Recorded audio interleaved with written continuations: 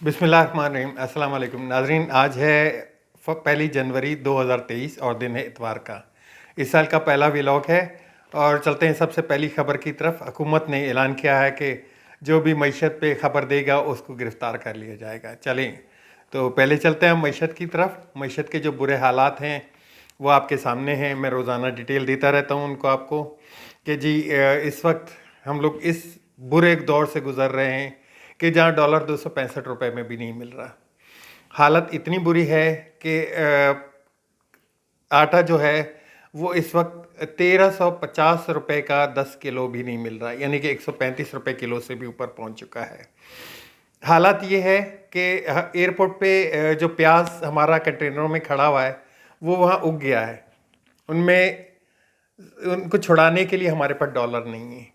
वज़ीर आज़म साहब ने कहा है कि हमारे पास इतने पैसे नहीं है कि हम पेट्रोल या डीज़ल भी ख़रीद सकें। हालात इतने बुरे हैं कि हमारे तकरीबन 20 लाख लोग जो है वो टेक्सटाइल इंडस्ट्री से फारिग किए जा चुके हैं, बेरोज़गार हैं। हालात इतने बुरे हैं कि कल मैंने आपको बताया था कि 1670 पुलिस वाले भर्ती करने के लिए 30 से 35 हज़ार लोगों का मजमा जो है वहाँ पहुँचा हुआ था। स्टेडियम की हालत ये हो रही थी कि जैसे लग रहा हो कि पाकिस्तान इंडिया का मैच है।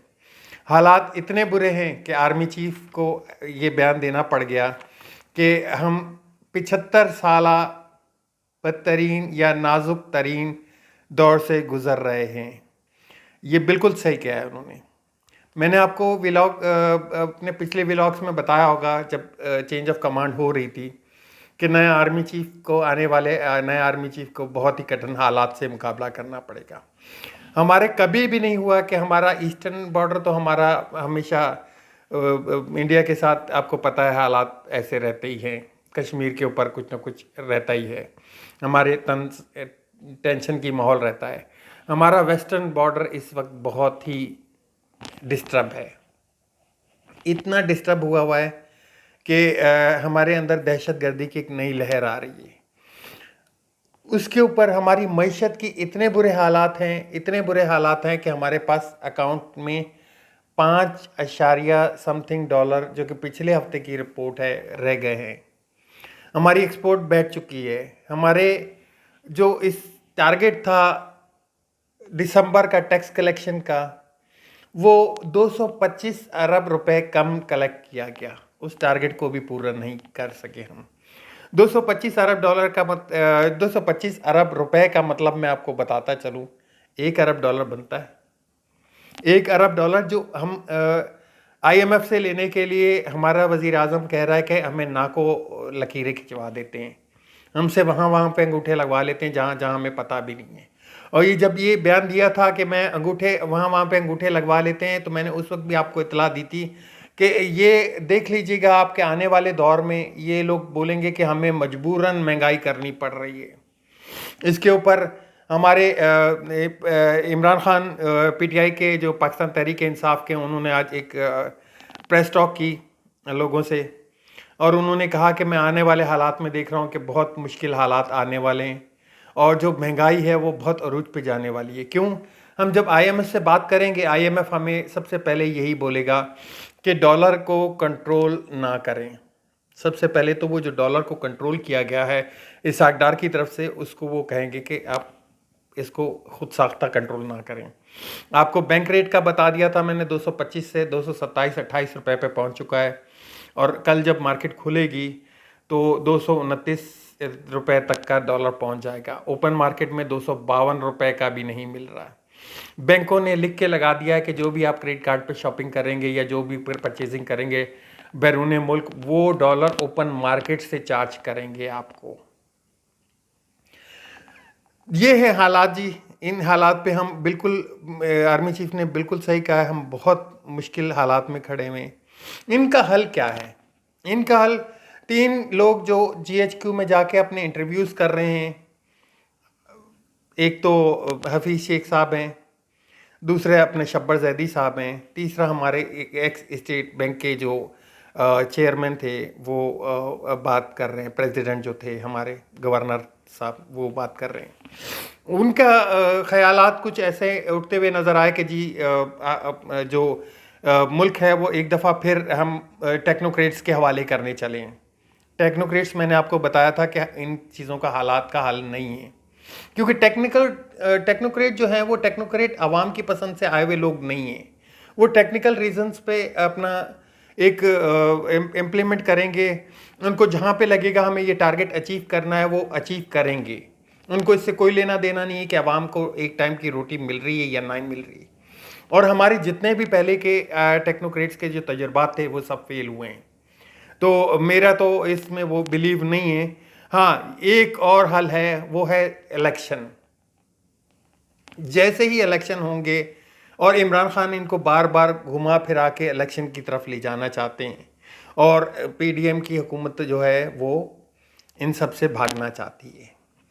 एक तो देखिए जी, आप कह लें कि अवामी उमंगों पे फैसला किया जाए, तो अवामी उमंगों में जो पॉलिटिकल पार्टियां होती हैं उनसे बातचीत की जाती है, या उनकी बातों पे अमल किया जाता है। इस वक्त 13 जमातें मिलकर एक हुकूमत चला रही हैं, यानी कि पाकिस्तान की तकरीबन 90% जो पॉलिटिकल पार्टीज़ हैं वो इस वक्त बर्जुमान हैं हुकूमत पे। कौन बाहर है? सिर्फ एक, पीटीआई। पाकिस्तान तहरीक इंसाफ बाहर है, और पाकिस्तान तहरीक इंसाफ को से बातचीत की जाए तो मसाइल का हल निकलेगा। अब देखें, मुल्क में जो हालात गुजर चुके, जो सैलाब आ चुका, सैलाब की तबाहकारियाँ, अब सैलाब की तबाहकारियों पे कोई बात भी नहीं कर रहा है। इमरान खान ने आज सानिया निश्तर को साथ बिठा के एक प्रेस टॉक की।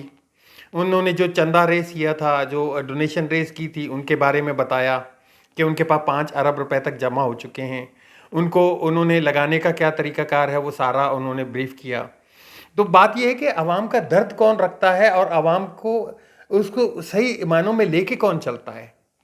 उन्होंने आज पूरी प्रेस टॉक की। अपनी प्रेस टॉक में उन्होंने इजहार किया और सारी चीज़ें बताई कि जी सानिया निश्तर साहिबा ने बयान की कि जी हम इस तरह से डाटा कलेक्ट कर रहे हैं, और हमारा ये तरीक़ाकार है कि हम सिंध में, पंजाब में, ओके पीके में जो हालात हैं जहाँ पे हमें डोनेशन ये सर्व करना है, उसकी पूरी डिटेल उन्होंने दी।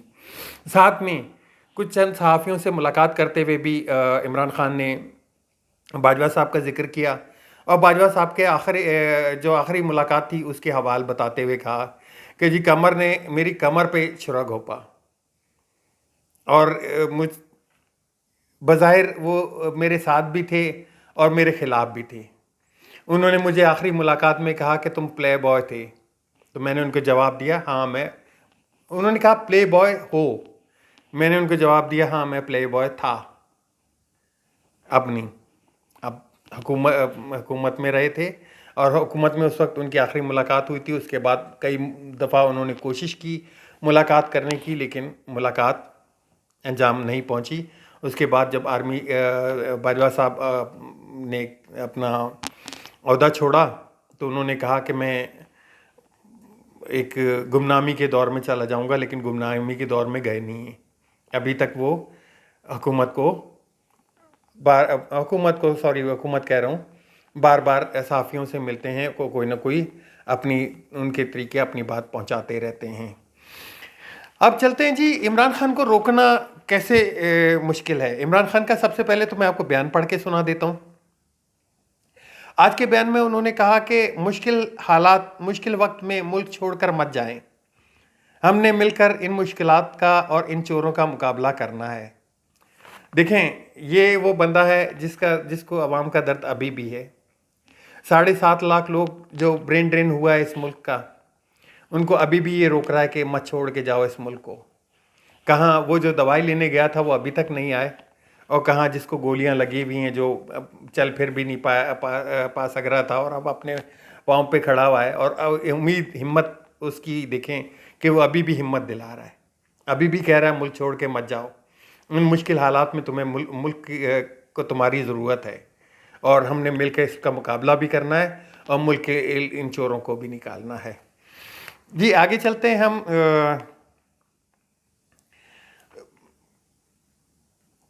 अहदाफ का तो बता दिया मैंने आपको कि अहदाफ कंप्लीट नहीं कर सके। उसके अलावा जो है हम चलते हैं, सैलाब पर भी बात हो चुकी है।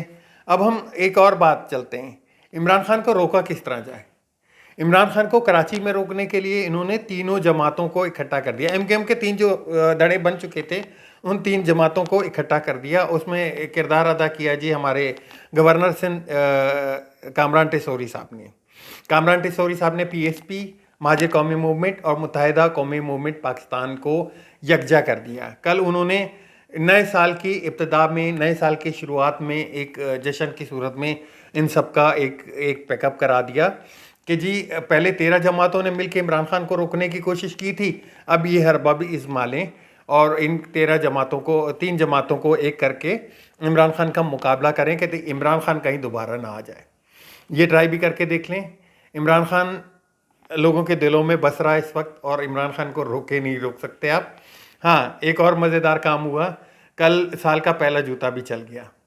जब कामरान टिसोरी साहब और खालिद मकबूल साहब वहाँ पे बात कर रहे थे आवाम के साथ, तो उसी दौरान एक मजमे में से किसी ने जूता उछाला और वो उनके हाथ सामने आके गिरा।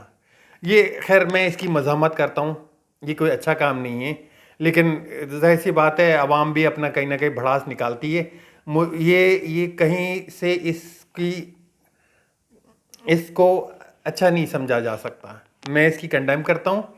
ये एक तरह से कामरान टिसोरी साहब सिंध के जो गवर्नर हैं उनका एहतराम ज़रूरी है, उनका एहतराम लाजिम भी है। चलते हैं जी, आज का इतना ही व्लॉग। कल हम नेक्स्ट व्लॉग में बात करेंगे और नई खबरों के साथ बात करेंगे इंशाल्लाह। कल पीर का मंडे का दिन भी है और आपको मज़ीद मार्केट की अपडेट भी दूंगा। और मेरे चैनल को सब्सक्राइब ज़रूर कीजिएगा, कमेंट ज़रूर कीजिएगा और शेयर ज़रूर कीजिएगा। अल्लाह हाफ़िज़। पाकिस्तान जिंदाबाद।